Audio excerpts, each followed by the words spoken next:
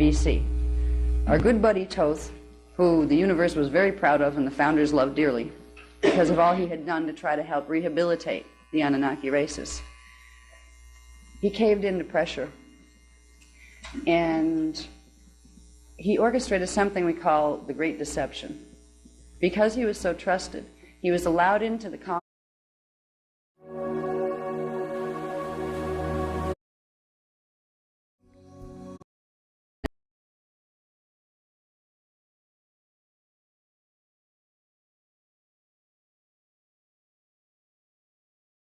Thoth was supposed to assist in that process.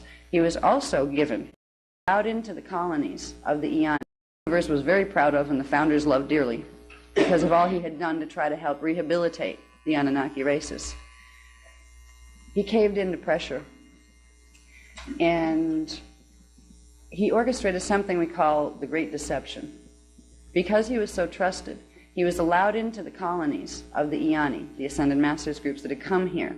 They had come here to use Stargate 6 to open it. It's something called the Halls of Amareya Passage. It's in Stargate 6. It runs from Sirius B down into Earth. It's like a passage connected to the main passages. They were going to use it to run enough frequency to override the Nibiru and Diodic crystal grid, where it was coming up in what is now the area of Stonehenge.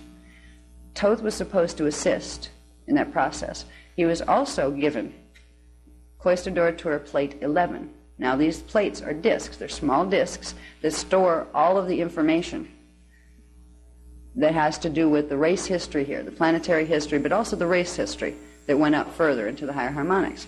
He was supposed to translate verbally, not auditory, not in written form, because there was too much corruption to put it in written form on the planet then. He was supposed to take collectives of the Anu Melchizedek races, which were half human, half Anunnaki, and he was supposed to teach them the truth, the law of one. He was supposed to teach them the Maharata realities, the inner Christos.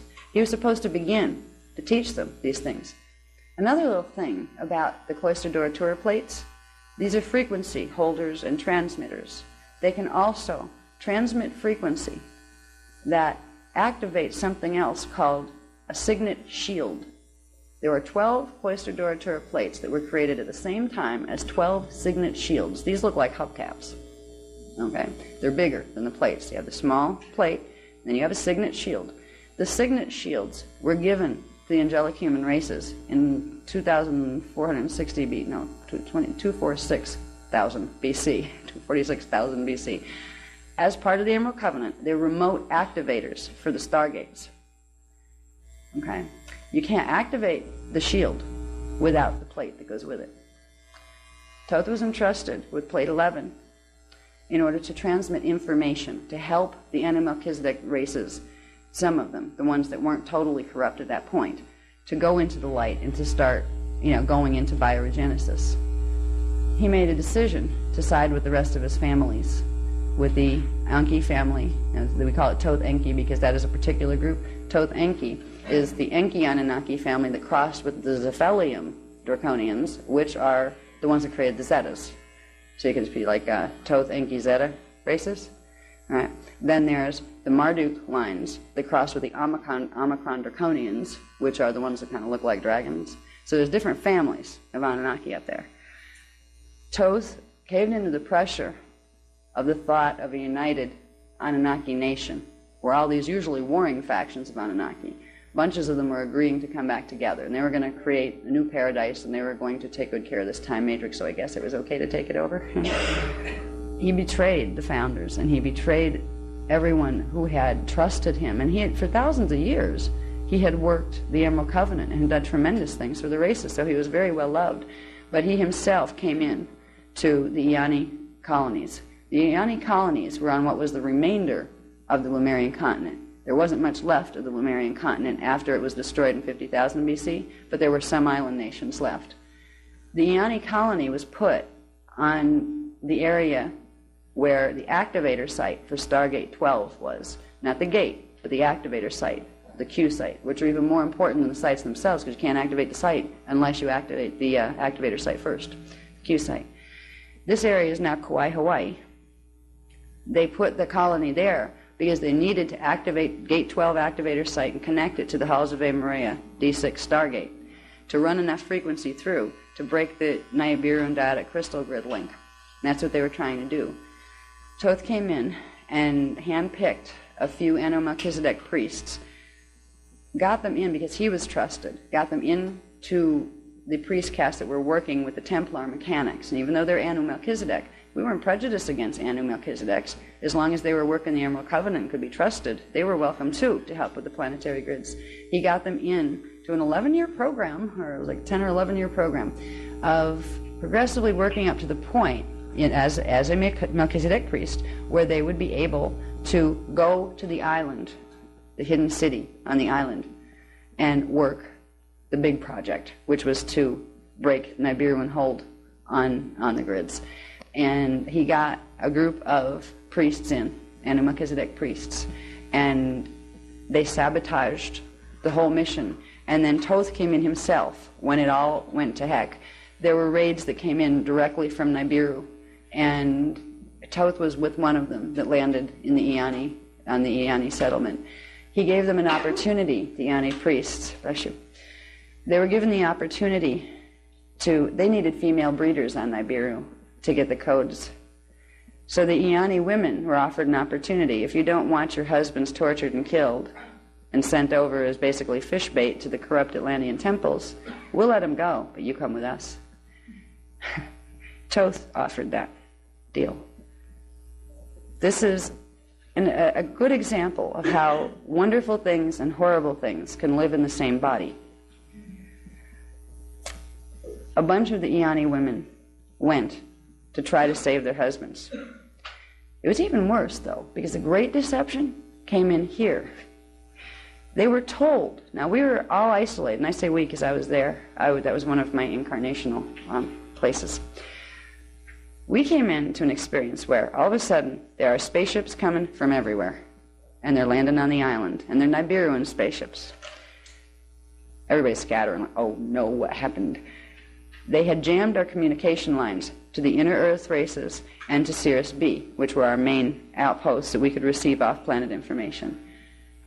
We were told that they had control of the planet itself, that they'd taken the whole thing already. We were told that Alcyone Council, that's the Palladian Council, that works with Sirius B and the rest of them, had surrendered because they had won certain battles. We would have been left to believe that there is nothing left. And they had said, if you don't agree to come with us, we'll not only torture your husbands, we're going to blow up the whole place because we don't need it. We'll get inner Earth, and then we'll destroy all the races on the face of the planet. So if you women of the Iani care about the other life forms on this planet, you'll agree to be our breeders.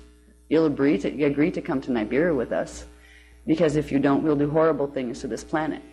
We were under the understanding that, this is really bad. They have control of the whole thing. And without Alcyone Council to hold Gate 5, that meant they had Gate 5, not just Gate 4.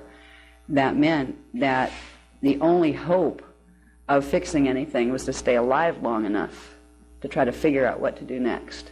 So a bunch of the Iani women, because they thought that that's the way the reality was, the way it had been painted, they went with them to Nibiru to be breeders. But they didn't get to go before they got to be breeders. They had to make sure they were pregnant. There was a selection that was done. Only the best of them were chosen. Boy, did that imprint come through with us now. I think women get their total insecurity about how they look because they were treated like meat. Only the ones that had the right genetic characteristics, the right eye color, the right hair color, the right proportions, were allowed to even be selected. You got to remember, Iani women were guardian women. They also came in as part of what's called a gender twin set.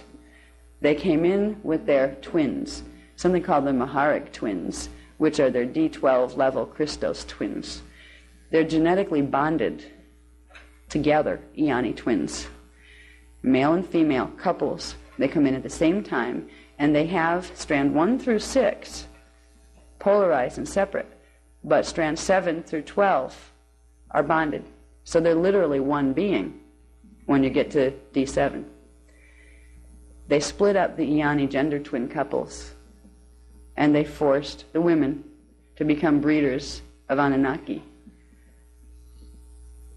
They raped them when necessary. If they liked one that didn't want to play the selection thing, go ahead, kill me and my mate, I don't care, we hate you, you know, that kind of thing. You're doing something terrible, we're not going to help you. They would rape them instead, and if they happened to be able to get them to conceive, they would keep them tied up until they delivered. The deception was so horrible, it just sent ripples all the way up through the time matrix, because this person had been trusted. And it's like, he was so good when he was good, but when he went bad, boy did he go bad. Yeah. Drunvalo trusted Thoth too. Thoth is Drunvalo's teacher. Yeah. Yep. Check out what he does with Merkaba. About the Thoth's emerald tablet. Yes, I'm getting to that. This is part of the Great Deception. Now remember, Thoth had in his possession Cloister Door Tour Plate 11, which was the activator disc for Shield 11 that could activate the activator site for Stargate 11, which is the one they want, because that's the one they want to close everything down at the D11 level, and they want to run it from a reverse matrix D11. He stole the Cloister Door Tour Plate. And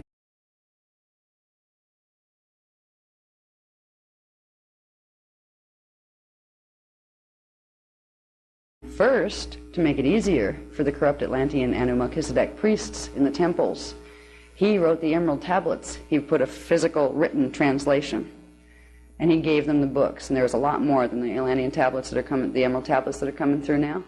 They're just little pieces. He translated volumes of stuff on Templar mechanics and how it works, so the corrupt Anu Melchizedek priest caste could use it to get final control over the grids. This is what the Emerald Tablet physical translations were for. They were taken off a good source, but that he had promised to never, he was going to be able to use this plate. He was not supposed to commit it to writing because of the Anu Melchizedeks who were trying to take over the planet. If they got access to some of this stuff, it was very, very dangerous. They could they would know how to reverse the things in the grids. So he did that big boo-boo, and he did the Emerald Tablets to give to the Atlantean priest caste so they could finish their takeover job. The worst thing that he did, however, was the fact of the betrayal he did on the Magi lines there. Because this is where we started to get our gene codes really messed up with Anunnaki overlays in them. The Iani women were taken, the ones that could conceive, were taken.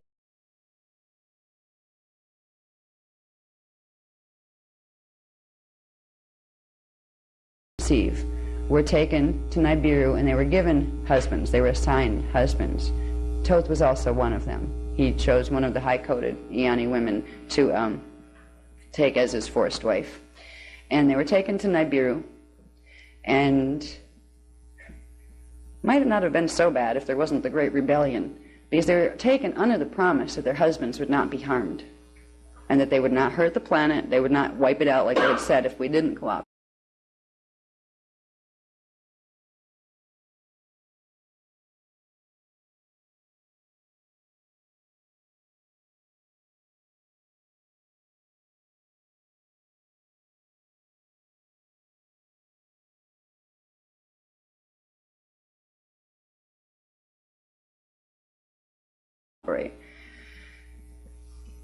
We found out, once the women were there, they found out by certain conduits of information that they could still pick up from, interdimensional communication, that they had hunted the husbands, and they had taken them, they castrated many of them. They had taken them to the Atlantean temples, and because the husbands were highly coded too, they had used them as living electrical posts